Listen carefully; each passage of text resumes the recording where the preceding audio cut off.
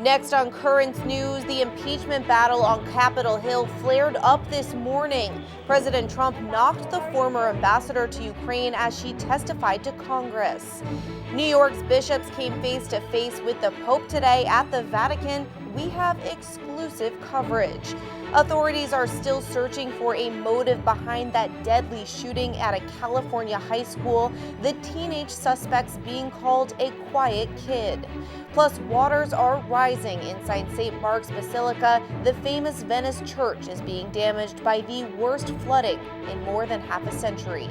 The news starts right now.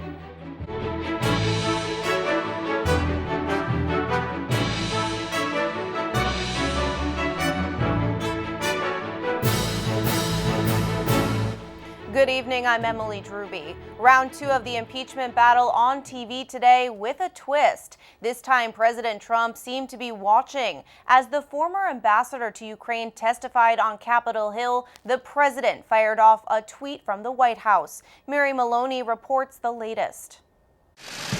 The impeachment inquiry took a personal turn as the former ambassador to Ukraine testified she felt intimidated by President Trump. It sounded like a threat. Marie Yovanovitch says she was stunned after the transcript of a call between President Trump and the president of Ukraine revealed the two leaders tarnishing her reputation. Shocked and devastated that I would feature in a phone call between two heads of state in such a manner. President Trump removed the career diplomat from her post after what Yovanovitch described as a smear campaign. All we have is our reputation. And so this has been a very painful period. Democrats said her ouster set the stage for the president and his allies to push Ukraine to investigate Joe Biden. President Trump reacted during the testimony, tweeting, "Everywhere Marie Yovanovitch went turned bad. It is a U.S. president's absolute right to appoint ambassadors." And now the president in real time is attacking you. It's very intimidating. Some of us here take witness intimidation very, very seriously. Republicans argued President Trump was well within his rights to recall a sitting ambassador and brushed off the hearing as political theater. It's a disgrace and it's an embarrassment to our nation. In Washington, Mary Maloney, Currents News. Ahead of today's hearing, President Trump told a rally of supporters in Louisiana his biggest complaint about the impeachment battle. It's been very hard on my family. Who ever heard impeachment to me is a dirty word? It's been very unfair, very hard on my family. Me, it's my whole life. It's crazy. What a life I lead. You think this is fun, don't you? But it's been very hard on my family. Very, very hard. Trump was in Louisiana to campaign for the Republican running for governor. At the same time, the president is making moves to block the release of his tax returns. He's looking to the Supreme Court. Trump asked the court today to shield his tax returns from prosecutors after a subpoena by a Manhattan grand jury demanded copies of his financial records. His lawyers are arguing that the president is immune from criminal proceedings while in office. They have already lost this case in the lower courts. An important meeting took place between Pope Francis and the bishops of New York at the Vatican today. Bishop Nicholas DiMarzio led the delegation from the Brooklyn Diocese. The state's Catholic leaders are delivering a report to the Holy Father on the status of the church in their areas. Bishops Edward Scharfenberger of Albany and Salvatore Matano of Rochester were part of the New York group. During their 2-hour session with Francis, he spoke to them about the importance of Catholic education and the need to continue reaching out to young people and families. The meeting comes as Bishop DiMarzio is currently and vigorously denying a nearly 50-year-old allegation of sexual abuse. The bishop is vowing to fight the accusation and clear his name. The news comes almost immediately after Bishop DiMarzio completed an apostolic visitation to the Diocese of Buffalo. He conducted the fact-finding mission at the request of the Vatican. Buffalo's Bishop Richard Malone, who was also in Rome to meet the Pope, has faced accusations of mishandling sexual abuse allegations. In an exclusive interview, the Bishop of Syracuse, Douglas Lucia, reflected on what's happening. There's a sadness when we hear that, but for me, always, you never want to diminish anyone who has suffered from abuse. and yet sometimes I do think that even this week there might be like some targeting. There might be accusations being made, and there is there any foundation, I guess, is the question I ask. Bishop Lucia made special note of the decades of service Bishop DiMarzio has given to the church. The Syracuse cleric also disclosed what the Pope told the New York bishops today. For the bishops, he offered us words of encouragement to be courageous witnesses. He especially wanted us to know that he was with us in this time. The New York bishops have ended their visit to the Vatican. Delegations from other parts of the United States will travel to Rome through February. The Saugus High School community is mourning today. The California students are the latest to feel the shock from yet another ruthless school shooting. 6 young people were injured, with 2 passing away at the hospital. A big question remains tonight.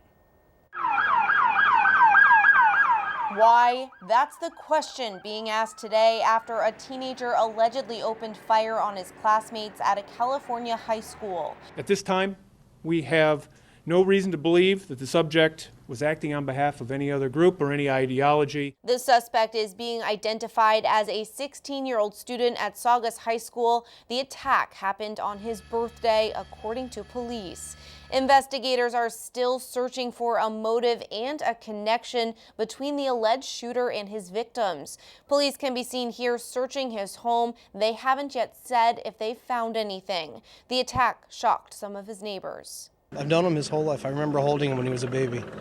I kind of looked at him as a younger brother. 2 students lost their lives, 3 were injured. Officials say the suspect pulled a gun out of his backpack, fired at several students, then turned the gun on himself. Active shooter at Saugus High School. All schools in vicinity are on lockdown. Students recalled the terrifying attack. He looked like very familiar, and then he shot 2 people, and I saw that happen. I just saw him fire 1, 2, 3, and then I knew it was like, I need to get out of here. The alleged gunman is in grave condition at the hospital. The attack only lasted 16 seconds, but survivors will carry it with them for the rest of their lives. I don't know how a kid could shoot up a school and literally just like purposely kill some other people. Now the Santa Clarita community is coming together, holding vigils to remember the victims. Let us pray together. Cops are saying tonight they haven't found any notes or manifestos from the alleged gunman. Some positive news: surgeons say 2 of the student victims are doing better and could be released from the hospital in the next few days. An update now on Italy's floating city. It is still underwater. That's what it's like right now in Venice at the famous St. Mark's Basilica. Priceless mosaics drowning in sewage. Water levels there have hit the highest mark in more than 50 years. Pumps are working overtime to clear the seawater from around the altar. Basilica staff say the church has aged more than 20 years in this high tide, and it will take millions to repair. The mayor there says the city is on its knees. It's 9:20 a.m. and now I am forced to close the square. We are now giving orders to our local police. We will close the square in order to not put the safety of the people at risk. Fresh flooding caused the mayor to close the iconic St. Mark's Square in front of the church as the city braces for another exceptional high tide. The announcement came after Italy had already declared a state of emergency. The crisis has prompted the government to release 22 million euros in funds to tackle the devastation. There are plans to open a bank account for the public to send donations. Over in France, the rebuilding of Notre Dame has been underway for months, but not everyone who is working on the cathedral agrees on its vision. The building's chief architect is now bumping heads with the lead general overseeing the reconstruction. They are disagreeing over whether the cathedral's new spire should look modern or medieval. The French president has set a 5-year deadline for completing the huge restoration project, and the architect says that deadline can only be met if the spire spire is a replica of the one that burned down. But the president and lead general both believe the new spire should be contemporary. Last night in a press conference, the general said the chief architect should shut his mouth. There's a lot more news headed your way. The Diocese of Rockville Center is challenging New York's Child Victims Act in court, saying it's unconstitutional. The reason why is coming up. And a man is arrested for eating on a train platform. Have you ever done this? Seems like it can get you behind bars. Plus, Bishop DiMarzio has an update on shutting down the city's most notorious prison and reaction to the move. Do you have a story idea or want to share a tip? Email us at newstips@desalesmedia.org or call our 24-hour number 718-517-3122. We'll be right back.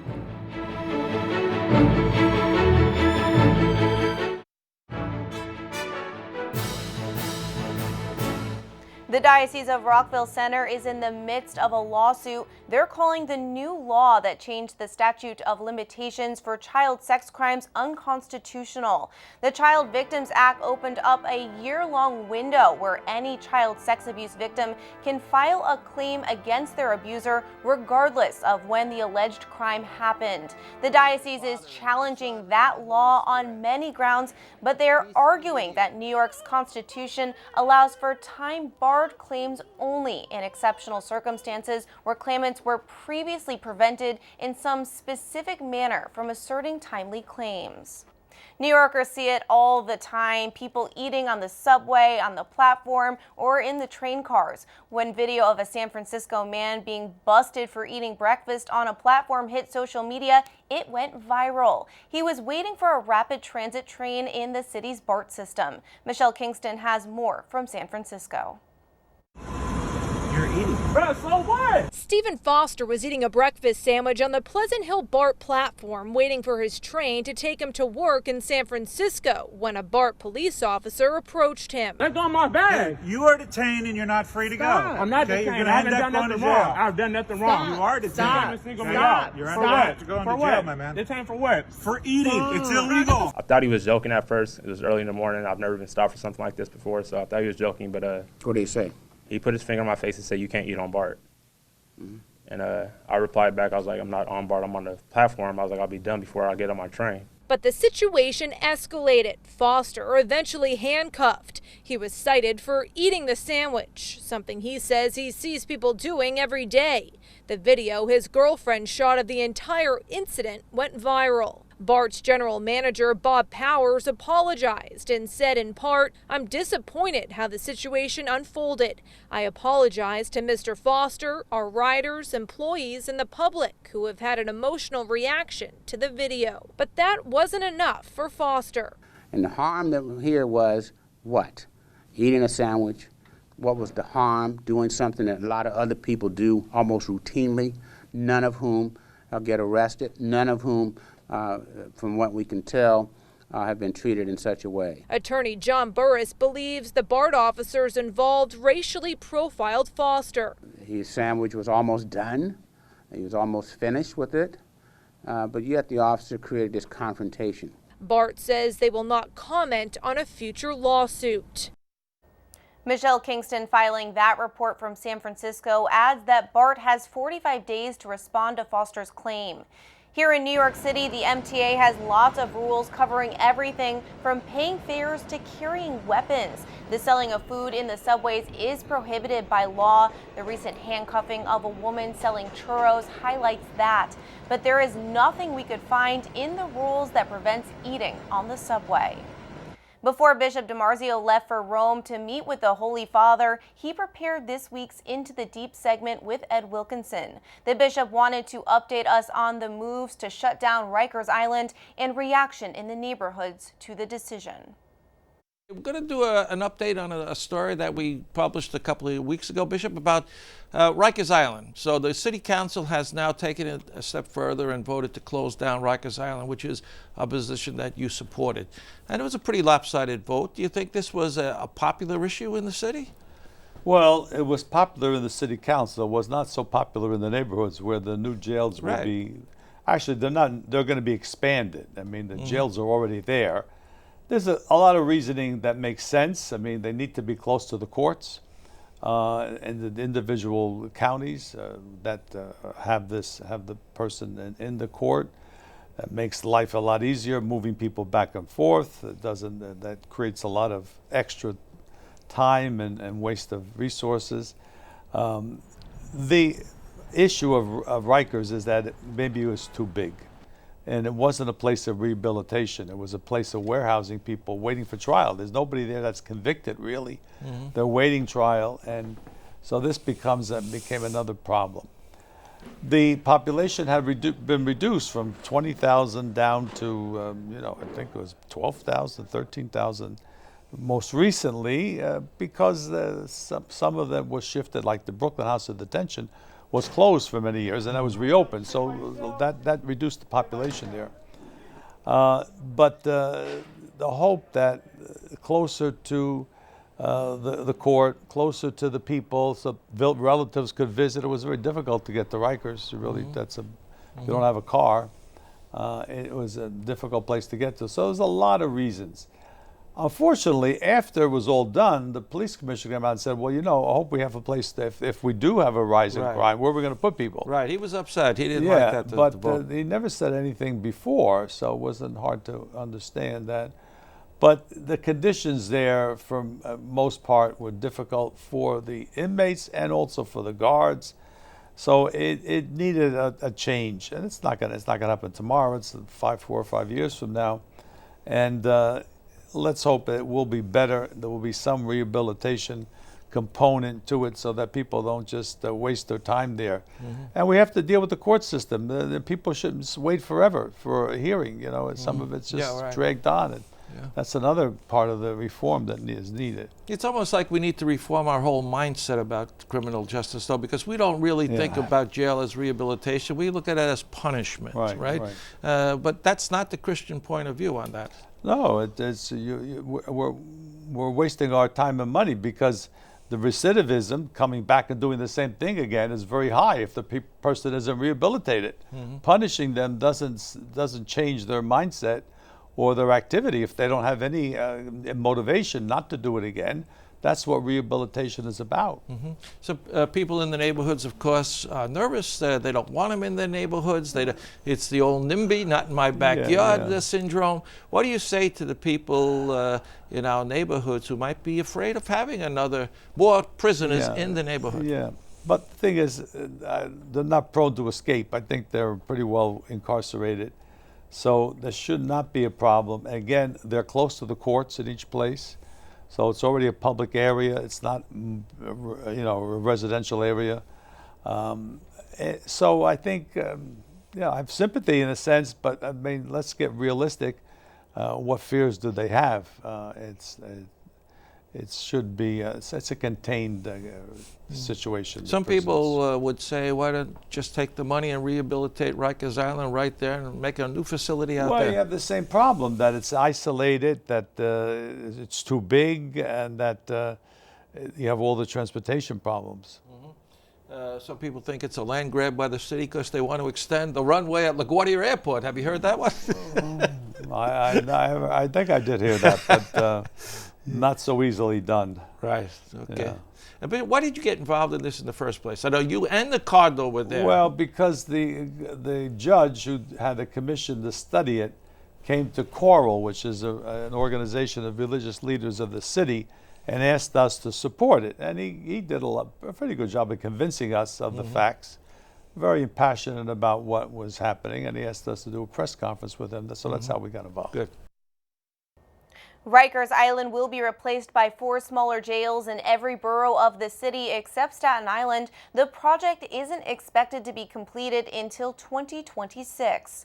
Still to come on Current News, the Pope is almost ready for takeoff to Thailand. Thousands of people are waiting to greet him, but one he knows by name. Why this visit is a family affair. Plus, a young girl with big dreams and a voice you just have to hear. How she plans to serve through song. And please check out one of the latest features in the tablet, the Our Diocesan Family page. That's where you can send in photos of your family receiving certain sacraments, such as baptism, First Communion, confirmation, and marriage. For more information and to submit your pictures, go to thetablet.org/ourdiocesanfamily. We'll be right back.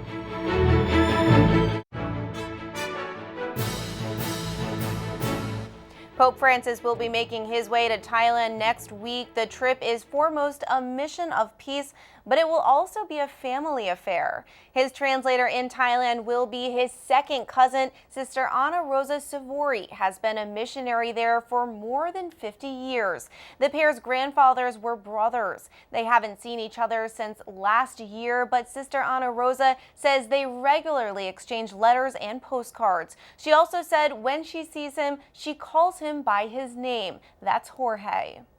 Finally tonight, the story of a Colombian singer who is using song to serve. Cristina Quintero hopes that her music can help save lives and bring people closer to faith. Claudia Torres reports that Quintero's life mission is to show what God can do through music. ¿Cuánto vale tu presencia? ¿Cuánto vale yo la quiero? This is Colombian singer-songwriter Cristina Quintero. During a spiritual retreat, she realized her life mission is to use her musical talent to serve others. Despite initial fear and insecurity, she decided to follow what she considers God's dreams for her life. Trabajaría sin descanso por tu presencia, oh Padre bueno. I felt something in my heart telling me, you can't do it. It was like my mind was saying what I was doing was silly, impossible, too difficult. I felt Jesus answering, yes you can. And I would say, no I can't. Then Jesus would say, yes you can because I will help you. Qué gran gozo aquí se siente.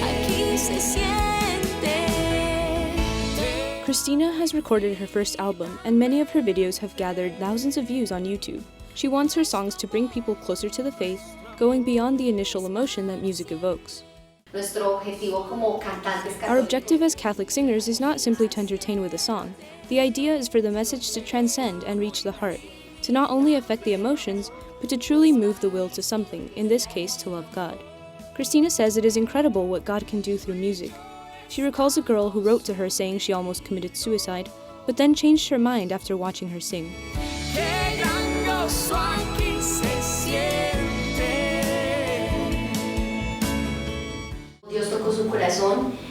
God touched her heart and she abandoned the horrible idea to take her own life. She told me to keep making music and to not stop uploading videos. It was like a confirmation of God's call to me to make music. 2 months ago, she released a new version of her song, Cuánto Vale, with Costa Rican Luis Mauricio Vargas. The song talks about the need to, above all, feel loved by God.